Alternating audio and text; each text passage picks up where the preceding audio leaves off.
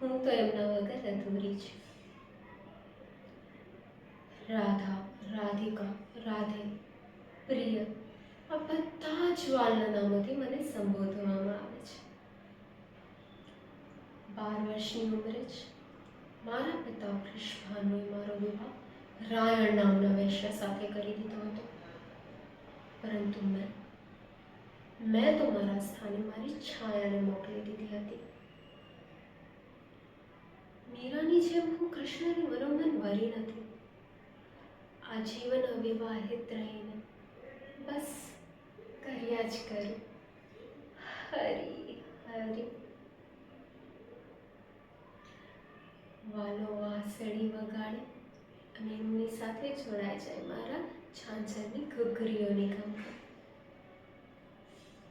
રૂપની દેવી, પ્રેમની દેવી, આવા નામો આપનાર કુંજ બિહારી પોતે કેટલા સુંદર. બસ મન કરે એમનું પારદર્શક સૌંદર્યને બસ નિહાળ્યા જ કરે, નિહાળ્યા જ કરે.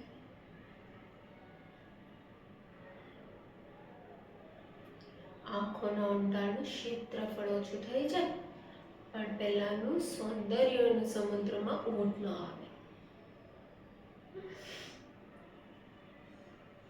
મારા અસ્તિત્વ બાબત મતમતાંતર છે. કેટલાકના મનમાં હું માત્ર કવિઓની કલ્પના માત્ર છું, તો કેટલાક કહે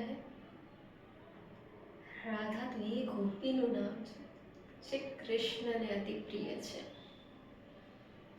પરંતુ મારું તો એટલું જ કહેવું છે, કૃષ્ણનો શ્વાસ રાધા છે. કૃષ્ણ જીવનનો પ્રયાસ રાધા છે. કૃષ્ણ છે અજવાસનો લીસોટો, હિંજવેલું કપાસ રાધા છે. કૃષ્ણ રૂપી હવાના કણ કણમાં કૃષ્ણ હોવાનો આભાસ રાધા